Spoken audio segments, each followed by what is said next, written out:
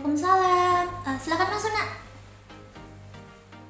Mari, sini silakan duduk. Ya, Bu. Kasih, Bu. Bagaimana kabarnya hari ini, Nak? Alhamdulillah baik, Ibu. Kalau boleh tahu, ada apa nih pagi-pagi sudah ke ruangannya Ibu? Jadi begini, Bu. Sebenarnya akhir-akhir ini saya merasa mengalami kesulitan belajar, Ibu. Jadi saya merasa semangat belajar saya sangat menurun, Ibu. Jadi saya bingung harus bagaimana dan harus menceritakannya kepada siapa, Bu. Jadi saya tadi terpikir saya datang ke sini, Bu. Oke, baik. Jadi, Natri ke ruangannya Ibu karena ingin menceritakan sesuatu hal yang membuat Natri bingung ya. Iya, Bu. Tapi sebelum itu Natri harus tahu, dalam layanan bimbingan dan konseling itu terdapat beberapa asas. Salah satunya asas kerahasiaan. Jadi, Natri tidak perlu takut atau Natri tidak perlu sungkan menceritakan apapun yang membuat Natri bingung. Iya, Bu. Nah, karena Natri di sini hanya ingin menceritakan sesuatu hal, jadi kita akan melakukan yang namanya layanan konseling individual. Sebelum itu, Natri sudah tahu apa itu layanan konseling individual? Belum, Ibu. Saya tidak pernah mendengarnya, Ibu. Oke, baik. Jadi, layanan konseling individual adalah layanan yang dilakukan antara seorang konselor dan seorang konseli, di mana tujuan dari layanan konseling individual ini untuk membantu individu dalam mengatasi masalahnya seperti masalah konflik interpersonal, emosi, stres, dan lain-lain. Saya paham, Ibu.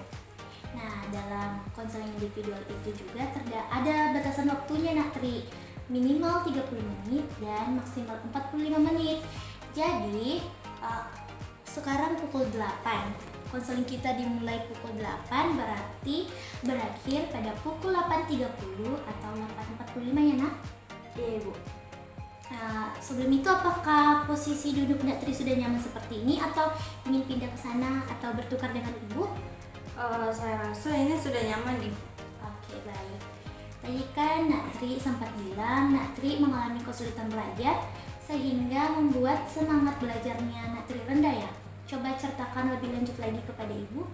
Sebenarnya saya merasa sangat sulit untuk belajar, Ibu, dan setiap kali saya memulai belajar atau setiap kali saya mau fokus belajar itu saya selalu tidak bisa, Ibu, dan akhirnya itu yang membuat saya untuk malas belajar, Ibu. Jadi saya selalu berpikir, Ibu, untuk apa belajar kalau ujung-ujungnya saya tidak bagus nih hasil akhirnya, Ibu, begitu. Oke, baik. Mari kita coba memahami lebih dalam lagi apa yang sedang Natri rasakan. Jadi kan Natri mengatakan Natri kurang bersemangat sehingga muncul pikiran negatif seperti untuk apa belajar kalau hasil akhirnya juga tidak memuaskan begitu. Apakah Natri bisa memberikan contoh pikiran negatif lain yang biasanya sering muncul dari pikiran Natri? Seperti pikiran-pikiran yang saya merasa tidak pintar, Ibu, saya bodoh, Ibu, saya merasa selalu gagal dalam ujian, Ibu. Jadi kayak pikiran-pikiran itu yang membuat saya ini, Ibu.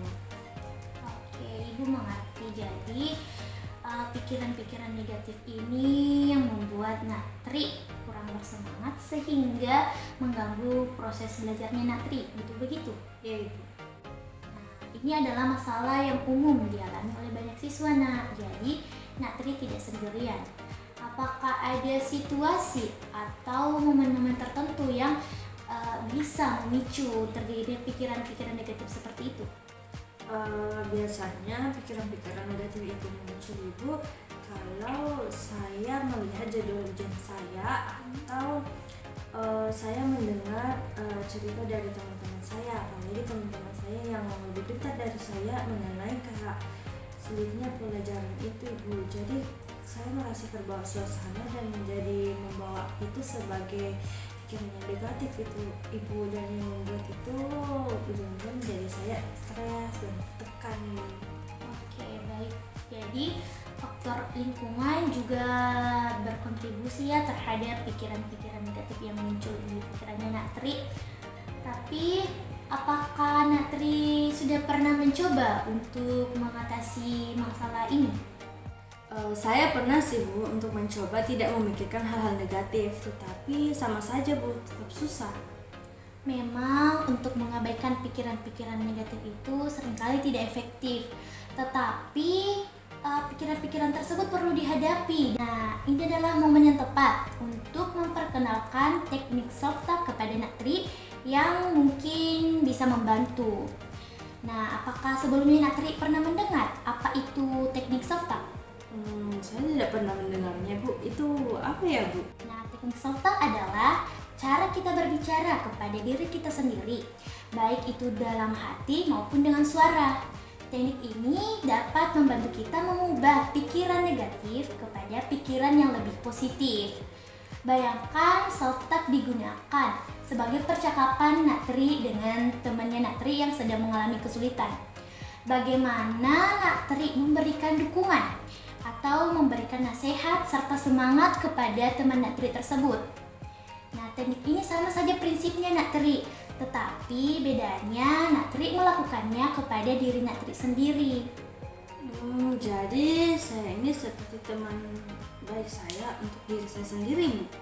Nah, tepat sekali. Nah, dengan menggunakan teknik self-talk, Natri dapat memperkuat keyakinan diri Natri dan mengubah perasaan negatif yang membuat semangat belajarnya Natri rendah. Nah, coba Natri ungkapkan pikiran negatif yang muncul di situasi atau kondisi tertentu dan Natri tuliskan ke dalam LKPD yang sudah Ibu buat.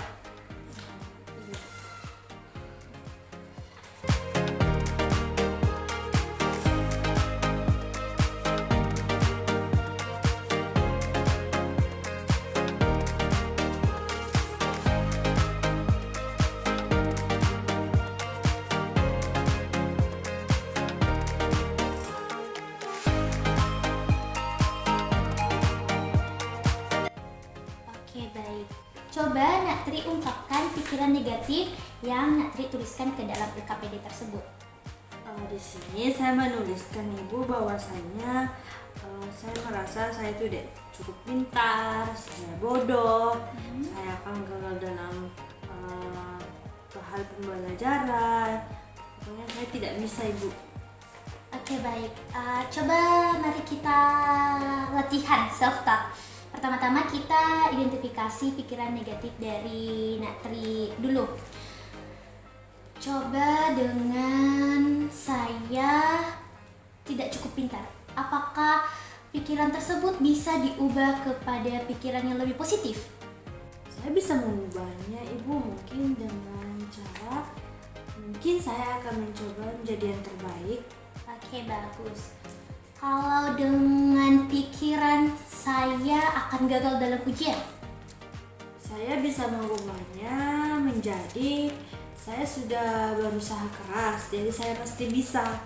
Atau bisa jadi saya juga bisa bilang teman saya bisa, kenapa saya tidak bisa? nah tepat sekali Natri.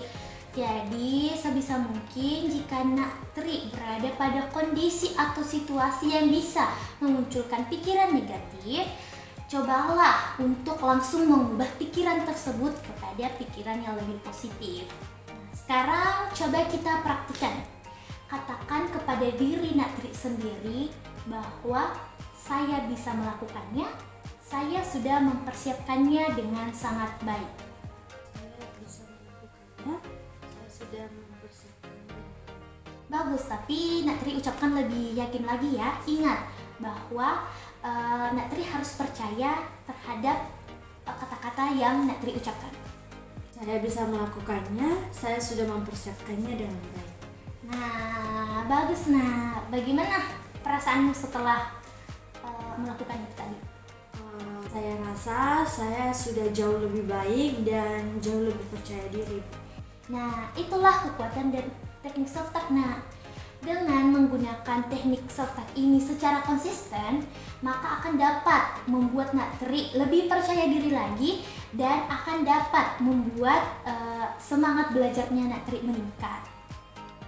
Nah, baik Natri, karena sesi konseling kita sudah mau berakhir, Ibu mau bertanya, apa kesimpulan yang dapat Natri ambil dari sesi konseling kita tadi?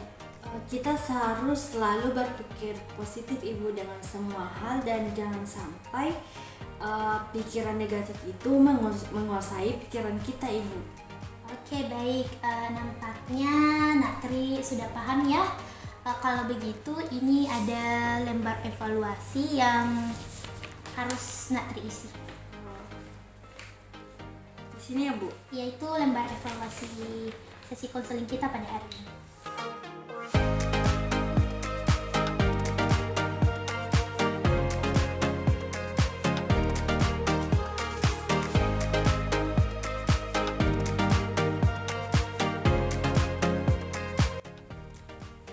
Ini Bu. Sudah Bu. Oke, baik.